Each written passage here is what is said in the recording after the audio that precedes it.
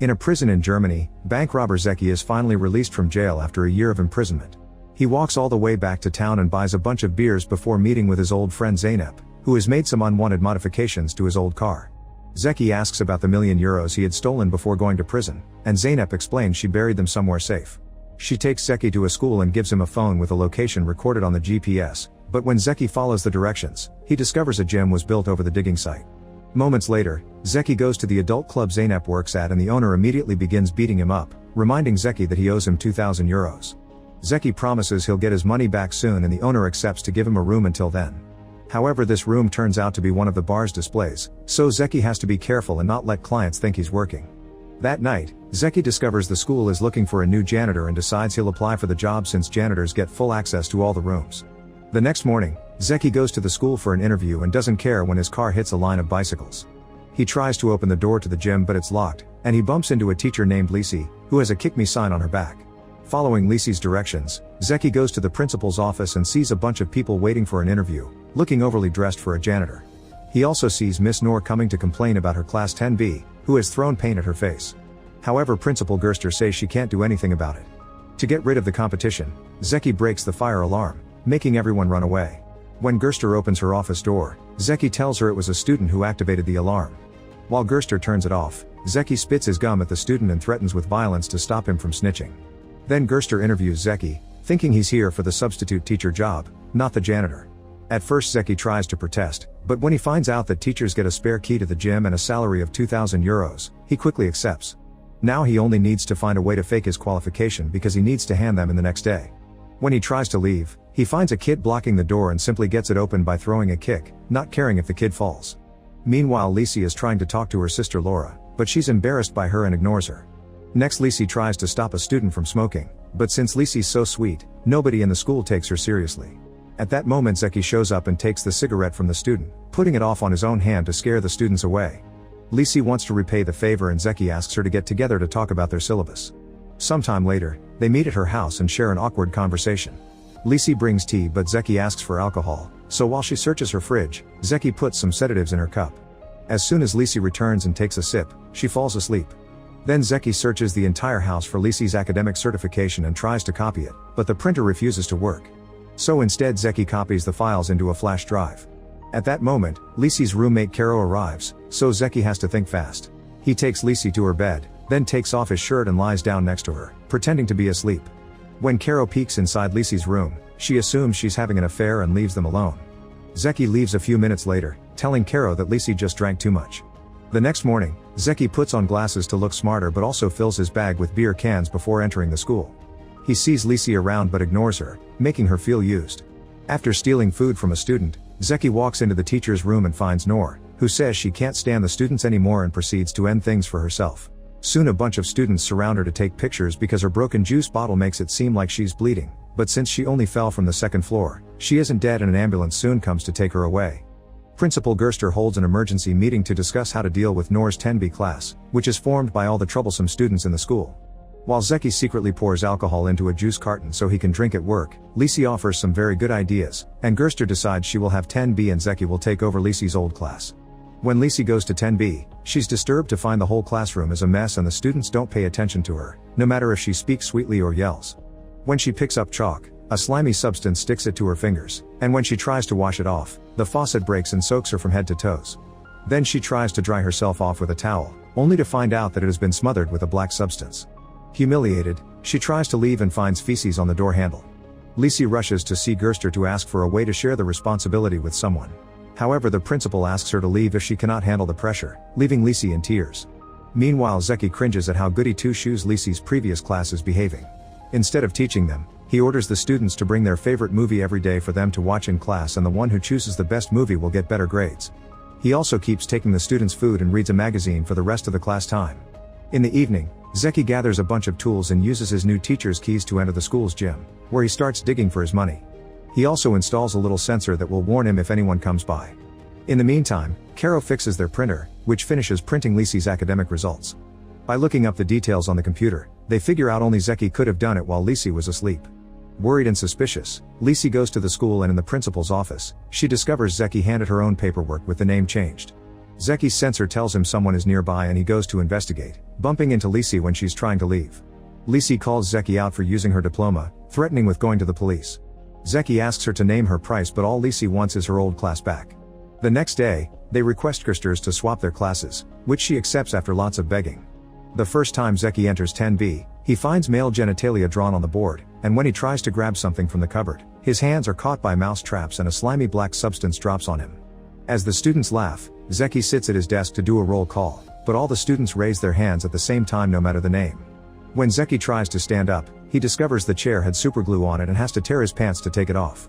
Tired, Zeki goes to his car to leave, but putting his key in activates a prank that covers him with feathers. Gerster sees this on the security cameras and calls Zeki to her office, allowing her to have a good look at his behind thanks to the hole in his pants.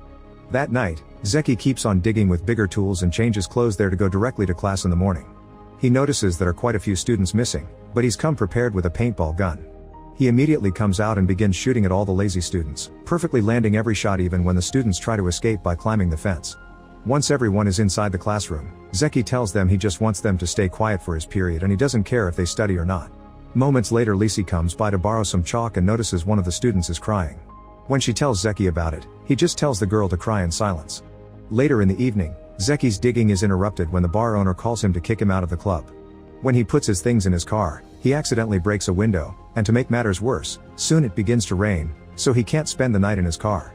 Moments later, Lisi and Caro hear some noises in the garden and grab some stuff to defend themselves before going out to investigate.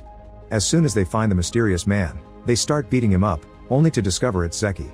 Lisi accepts to let him stay in her house as long as he promises to teach the students for real, and even gives him some books to prepare a proper class. Caro also advises him to control the class's leaders because if they respect him, the others will automatically follow. To get ready, Zeki reads all his students' profiles and discovers most of them are microcriminals. Later during swimming class, the students are ignoring Lisi again. Zeki joins them and throws a girl into the pool without warning, scaring the others into joining the class as well. When two boys get into a fight, Zeki tries to stop them and gets kicked in the groin in the process. Furious, he pushes the student into the pool and keeps him underwater until the boy apologizes and leaves in tears. After class, Lisi calls the boy's father to convince him not to sue, but the father thinks his son needs tough education and agrees with their methods. For lunch, Zeki takes Lisi to Zeynep's club, finding the way Lisi is embarrassed by the dancers very amusing. He learns that the class leaders want to be dealers and adult dancers in the future, which is why they don't want to study. Later that night, Zeki gets an offer from an old criminal friend to go robbing again, but he turns it down. While digging through the gym, Zeki finds a time capsule buried several years ago with letters from the school's previous students, including younger Lisi.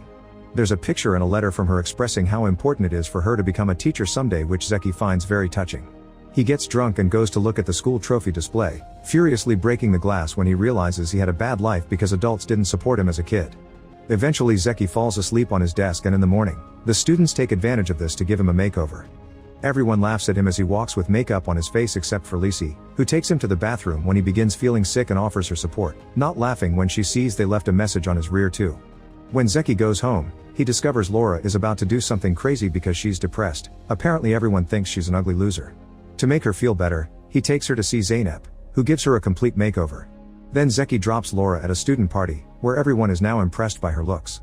Sometime later, Zeki takes his class on an educational tour to a dealer's house, which is disgustingly dirty, and the guy is far from glamorous. He also takes them to see some working girls, whose living conditions aren't any better. The students witness what the life of an actual criminal looks like and finally decide to choose a different career path, so Zeki advises them to join the drama club. When they return to school, he also tells one of the girls that she actually has great grades and she could even skip a year. It's her behavior that is keeping her back. To get better, she needs to join the science club, so Zeki advises her to befriend the nerds. The girl notices a fight and immediately cuts in, using her years of bad girl to defend the nerds from the popular students that are bothering them.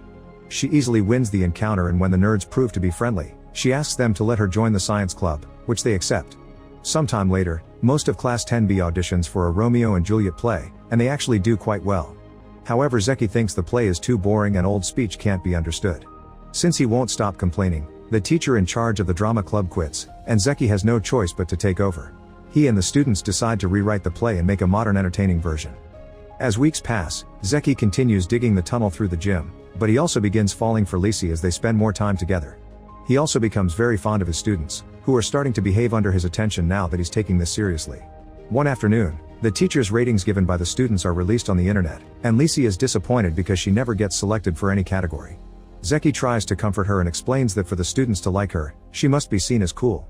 In order to help her, Zeki takes Lisi and his students to a station, where they paint graffiti on a train. Lisi has more fun than she expected and impresses the students with a wonderful piece of art. Unfortunately, the police arrive and interrupt their fun, so everyone has to run away, but Lisi still considers an evening well spent. The next day at school, all the students begin treating her better and actually listen to her. She gives an excellent class that even impresses Gerster. For the next field trip, they take the students to a farm for a project. The children are playing around with the tools used in the farming process, which includes a gun with hormone injections. They try to play a prank on each other, but instead they accidentally shoot Lisi. Now Zeki has to carry her home and watch her go crazy with excitement as the hormones make her act like a dog in heat. Seeing this, Laura begins to worry, because people from child services will be home soon. It turns out their parents died some time ago, and Lisi has been taking care of Laura since then, but if they see her like this they may take Laura away. Suddenly Lisi passes out as a side effect of the hormones. When she wakes up a bit later, she sees Zeki and Laura talking to an official from child services, and to her shock, Zeki is pretending to be Lisa's caring boyfriend, even kissing her to keep up the act. They have a lovely meal together with the official, who is impressed by Zeki's cooking skills and the fact Laura got another teacher as a significant other, so it's decided Laura can continue to live there. In the evening, Zeki finally finds the money that he had been looking for. At first he celebrates, counting the money with a burst of happiness, but suddenly he starts crying because he realizes that money isn't enough to be happy anymore. Afterward, he stops by the club to pay the owner and Zeynep the money he owes them, then he shocks them by saying he likes the teacher's life better. Soon the day of the play arrives. Laura is a bit disappointed that she only gets to work behind the scenes because she would like to be Juliet and kiss the cute guy playing Romeo. In fact, she's memorized all of Juliet's lines. Zeki decides to help and pours a powder into the actress' drink that makes her feel sick. Now Laura can take over the role of Juliet. When the play starts, it shows they've changed the dialogue to modern speech and the setting is done in a modern abstract style, but the public loves it and laughs at the modern words, considering them jokes. Laura gets to kiss her crush, and at the end of the day, the play gets second place in the competition. The next day, Zeki shows the gadgets that the science club has made to Gerster, who is so impressed that she offers Zeki a permanent position if he wants it. At gym class, a student performs a high jump, but when she lands on the mattress, she sinks and gets stuck. It turns out that's where the hole to Zeki's tunnel is, and once Lisi gets the student out, she enters the tunnel to investigate. As she reaches the end, she finds Zeki, who came back to fill up the hole again. He's on the phone discussing everything that happened with Zeynep, and Lisi is devastated to overhear the truth, feeling that Zeki used her. She immediately slaps him and tells him to quit this job or she'll call the police. Failing to explain he is a better person now, Zeki agrees to go away. Later at the club, he can't stop staring at a pencil case that his students signed for him. The next day, Lisi arrives at the school to discover the students are covering for Zeki by telling Gerster that they made the hole as a prank.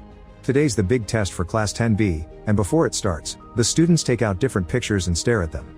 Lisi is confused by this, and the students explain that Zeki had advised them to bring a picture of what they love the most to keep them motivated.